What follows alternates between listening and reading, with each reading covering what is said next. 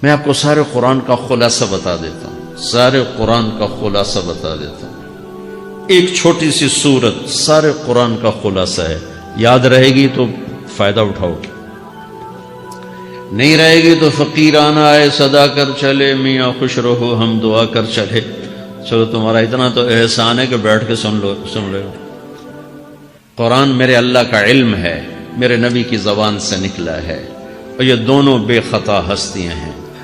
تو اللہ رسول کی بات کا خلاصہ سنا رہا ہوں، اللہ اس کا رسول ایک بات کو سمری کر کے آپ کو دے رہے۔ سارا قرآن 114 سورتیں، 6200 کچھ آیات، ان سب کا خلاصہ ایک چھوٹی سی سورت جس میں کامیابی ناکامی کی مہر لگا دی۔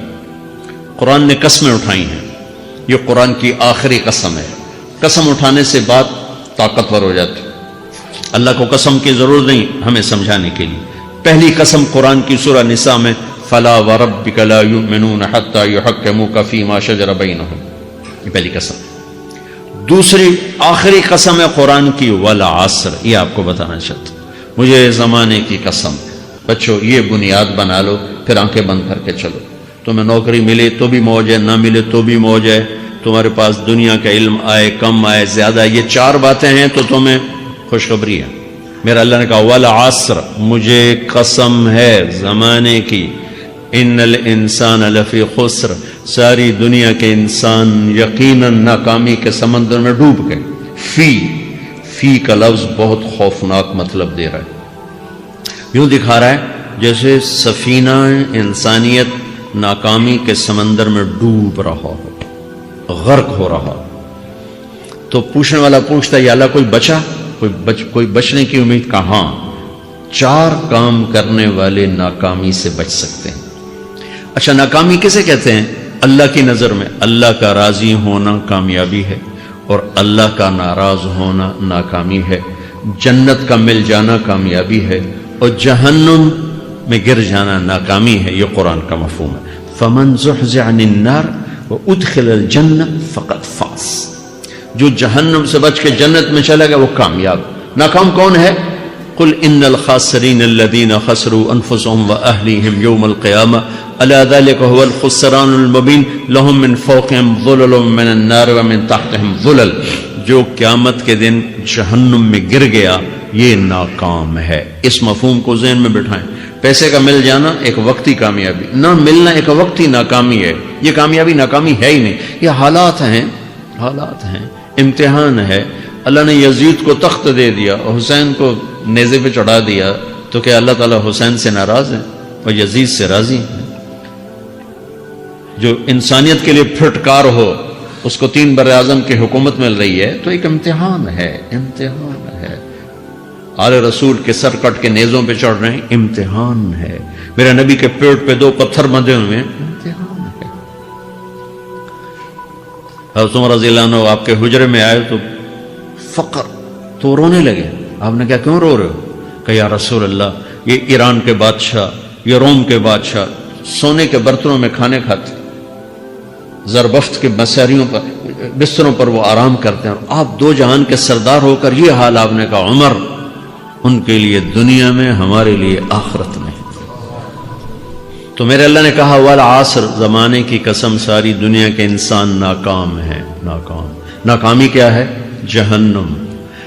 کون بچا اس ناکامی سے؟ کوئی بچ سکتا ہے؟ اللہ نے کہا 4 کام کرنے والے بچ جائیں گے، 4 کام کرنے والے۔ اِلَّا الَّذِينَ آمَنُوا، جو ایمان لائے۔ ایمان ناکامی سے نکالنے کی پہلی شرط ہے۔ وَعَمِلُوا الصَّالِحَاتِ، جنہوں نے اچھے اعمال کیے۔ اچھا عمل ناکامی سے نکلنے کی دوسری شرط ہے۔ وَتَوَاصَوْا بِالْحَقِّ، جنہوں نے حق کی دعوت دی۔ یہ تبلیغ کا کام، جس کو آپ تبلیغی جماعت سمجھتے ہیں، یہ تبلیغی جماعت نہیں ہے، یہ میرے رب کی لگائی ہوئی ذمہ داری ہے ختم نبوت کی وجہ سے، کہ میرے نبی کے بعد اب کوئی نہیں آئے گا، تم اے امت محمد اس دعوت کے کام کو اور حق کی دعوت کو تم آگے پہنچاؤ گے۔ وَتَوَاصَوْا بِالْحَقِّ، یہ لازمی پیپر ہیں، کمپلسری پیپر، اس میں نقل بھی نہیں لگ سکتی ہے، یہ لازمی پیپر ہے۔ وَتَوَاصَوْا بِالْحَقِّ، کہ اب کوئی نبی نہیں آنے والا، لہٰذا ایک دوسرے کو تیار کرو، دنیا تک جاؤ، یہ تمہارے ذمہ ہے۔ یہ ناکامی سے نکلنے کی تیسری شرط ہے۔ چوتھا پیپر وتواصوا بالصبر، جنہوں نے صبر کی دعوت دی، صبر کیا۔ میرے بچوں، میرے عزیزوں، میرے بھائیوں، یہ 4 ضروری پیپر ہیں اپنی دنیا اور آخرت کی کامیابی کو حاصل کرنے کے لیے۔ یہ 4 ضروری پرچے ہیں دنیا اور آخرت کی ناکامی سے نکلنے کے لیے۔ والعصر، مجھے زمانے کی قسم، کیونکہ زمانہ گواہ ہے، زمانے کے اندر فرعون، قارون، حامان، شداد ڈوبے، برباد ہوئے، تباہ ہوئے، زمانے کی قسم۔ والعصر، مجھے عصر کے وقت کی قسم۔ یہ کیوں کہا؟ یہ ایک مطلب بیان کیا جاتا ہے، والعصر کے وقت کی قسم، کہ عصر کے بعد دن چھپنے میں ٹائم تھوڑا رہ جاتا ہے، تو اس وقت کاروبار میں بھی تیزی آتی ہے، سفر میں بھی تیزی ہوتی ہے، جلدی گھر پہنچیں، جلدی گھر پہنچیں۔ تو اللہ تعالیٰ ایک اشارہ فرما رہے ہیں والعصر، کہ تمہارے پاس بھی ٹائم تھوڑا رہ گیا ہے، یہ میری بات سن کے جلدی سے عمل کر لو، ٹائم تھوڑا ہے، جلدی سے عمل کرو، ٹائم تھوڑا ہے۔ پھر یہ صورت اتری عربوں میں، عربوں میں لڑائی کا ماحول ہے، ڈاکہ کا ماحول ہے، قتل و غارت کا ماحول ہے، تو عصر کے قریب مسافر قافلے تیز ہو جاتے تھے کہ جلدی سے کسی ٹھکانے پہنچیں تاکہ دشمن کے حملے سے محفوظ ہو جائیں۔ تو اللہ اس پس منظر میں فرما رہا ہے والعصر، ٹائم تھوڑا ہے، شام ہونے والی ہے، پتہ نہیں کب بلاوا آ جائے، جلدی سے یہ 4 کام سیکھو، جلدی سے کرو، جلدی سے کرو۔ ٹھیک ہو گیا؟ تیسرا مطلب والعصر، عصر کہتے ہیں نچوڑ کو، خلاصے، نچوڑ، عصیر، جوس کا کام کیا ہوتا ہے؟ ایک گلاس ہے خالی، یہ گلاس ہے نا، آپ اس میں 1 آم رکھو تو اندر نہیں جائے گا، یہیں اٹک جائے گا، ٹھیک ہے نا؟ اور اسی میں 2 آم کا رس نکالو تو اس میں آ جائے گا، ٹھیک؟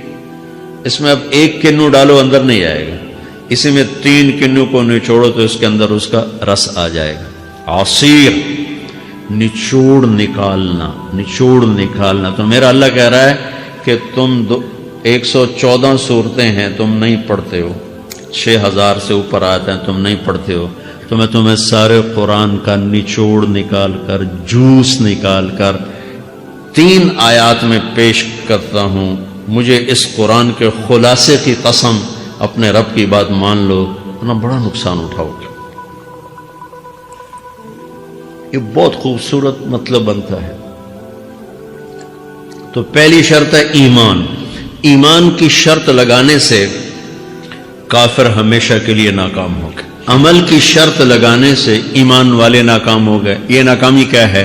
سیدھے جنت میں نہیں جائیں گے، وایا جہنم، باقی اللہ جسے چاہے معاف کرے۔